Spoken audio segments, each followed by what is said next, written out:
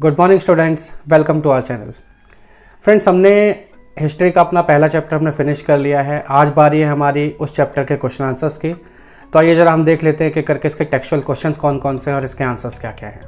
Friends, पहला question निकल के आता है स्टेट वेदर ट्रू और फॉल्स। हमें ट्रू और फॉल्स बताने हैं और इसका ए नंबर कहता है कि James Mill divided Indian history into 3 periods, Hindu, Muslim, Christian. ये हमें बताना है बेसिकली कि जेम्स मिल ने इंडियन हिस्ट्री को 3 पीरियड्स में डिवाइड किया था, हिंदू, मुस्लिम या क्रिश्चियन।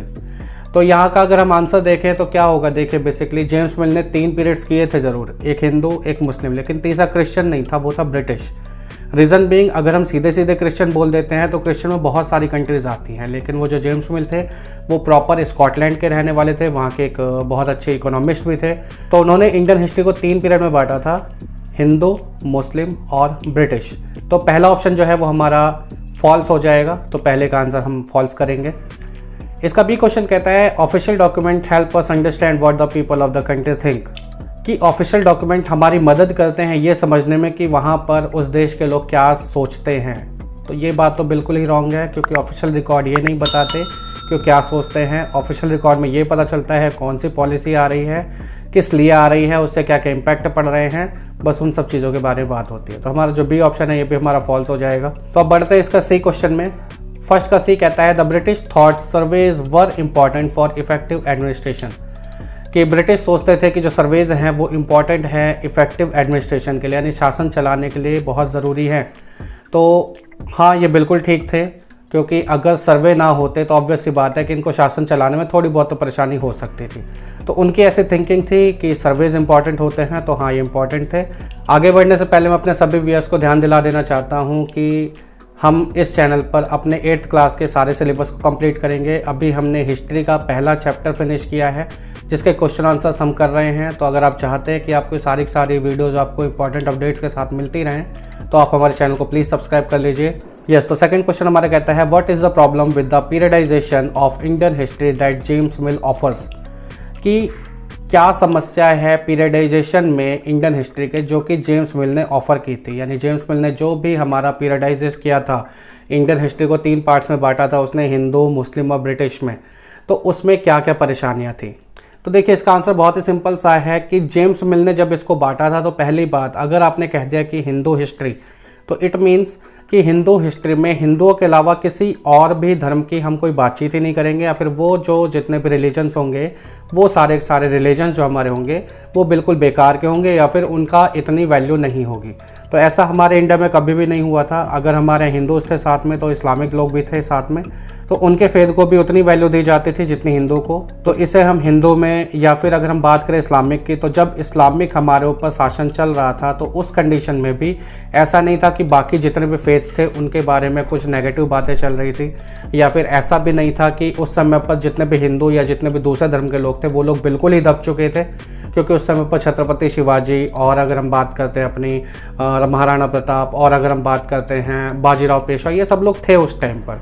तो मीन्स इनकी भी बिलीफ का पूरा ध्यान रखा जा रहा था। तो ये हम ये भी नहीं कह सकते कि एक इस्लामिक पीरियडाइजेशन हमारे ऊपर हुआ। सेम ऐसी ब्रिटिश पीरियडाइजेशन भी नहीं हुआ था, क्योंकि जिस समय पर ब्रिटिशर्स सामने आ रहे थे तो उसी समय पर हमारे यहाँ हैदराबाद के नवाब्स थे, हमारे यहाँ झांसी के राजा थे। तो मीन्स ये जो इन्होंने पीरियडाइजेशन किया है जेम्स मिल ने, सारा पीरियडाइजेशन एक तरीके से देखा जाए तो हमारे इंडिया के लिए बिल्कुल ठीक ठाक नहीं था। हमें जितने भी क्वेश्चन आंसर्स कर रहे हैं जो कि टेक्सचुअल हमारे क्वेश्चन आंसर्स हैं, इन सभी के हिंदी लैंग्वेज में भी और इंग्लिश लैंग्वेज में भी इसके जो आंसर्स हैं इनके PDF बना रखी है हमने, और इसके जो लिंक्स हैं ये आपको डिस्क्रिप्शन बॉक्स में मिल जाएंगे। आइए जरा बढ़ते हैं तीसरे क्वेश्चन की ओर में। थर्ड क्वेश्चन कहता है कि why did the British preserve official documents, कि अंग्रेजों ने जो ऑफिशियल डॉक्यूमेंट्स थे उनको क्यों प्रिजर्व किया था, उनको क्यों रखा हुआ था। तो ये जो क्वेश्चन है कई सारे पॉइंट्स में होता है। तो इसके आंसर में पहला पॉइंट है कि उन्हें जब भी कोई डिसीजन लेना होता था या फिर कोई भी इनको डाटा चाहिए होता था तो उसकी वो जानकारी जो थे वो अपने इस सर्वे से और जो उनके ऑफिशियल डॉक्यूमेंट्स थे वो इनसे ले सकते थे। सेकंड पॉइंट आता है कि ये किसी दूसरे कंट्री के जो प्रोग्रेस है उसको भी इससे वो चेक कर सकते थे। थर्ड जो इनका पॉइंट था वो इसलिए था कि इनके जो गवर्नर्स वगैरह थे वो लोग चेंज होते रहते थे, तो जो भी नया गवर्नर आएगा वो पीछे वाले डॉक्यूमेंट्स को देखकर पता कर सकता था कि क्या क्या काम हो रहे हैं। तो मतलब फ्यूचरिस्टिक इन्होंने थोड़ा सा सोचा हुआ था। फोर्थ पॉइंट हम इसमें ये ऐड कर सकते हैं कि उस समय पर क्या क्या चीज़ें थी जो कि सोशल थी, इकोनॉमिकल थी, पॉलिटिकल थी, मतलब किस तरीके से वहाँ पर समय चल रहा था, उसकी जानकारी भी हमें इन्हीं ऑफिशियल रिकॉर्ड्स की वजह से मिल जाती है। तो बढ़ते हैं अपने क्वेश्चन नंबर 4 की तरफ। क्वेश्चन नंबर 4 कहता है कि how will the information historians get from old newspapers be different from that found in police reports, कि जो ओल्ड न्यूज़पेपर्स में उनको जो इन्फॉर्मेशन मिलेगी वो इन्फॉर्मेशन पुलिस रिपोर्ट से किस तरीके से अलग होगी अगर कोई इतिहासकार इसको ढूंढने की कोशिश करता है। तो आंसर देखिए सिंपल सा है कि जब भी कभी न्यूज़पेपर रिपोर्ट छापेगा तो उसमें कई सारे लोग होते हैं, उसमें एडिटर होते हैं, उसमें न्यूज़पेपर होता है, न्यूज़पेपर की खुद की उसका बैकग्राउंड क्या होता है, इन सारी चीज़ों पर डिपेंड करता है कि आपकी जो रिपोर्ट होगी वो किस तरीके की होगी। लेकिन अगर हम बात करते हैं पुलिस रिपोर्ट की, तो पुलिस रिपोर्ट में क्या होता है कि वहाँ पर फैक्ट्स ज़्यादा मिलते हैं और आमतौर पर सही भी जो पाई जाती है वो पुलिस रिपोर्ट पाई जाती है। क्वेश्चन नंबर 5 कहता है कि can you think of examples of surveys in your world today, क्या आप ऐसे एग्जाम्पल्स के बारे में सोच सकते हैं जो आपके आसपास में सर्वे हो रहे हैं आज। Think about how toy companies get information about what young people enjoy playing with, और how the government finds out about the numbers of young people in school and what can a historian derive from such surveys.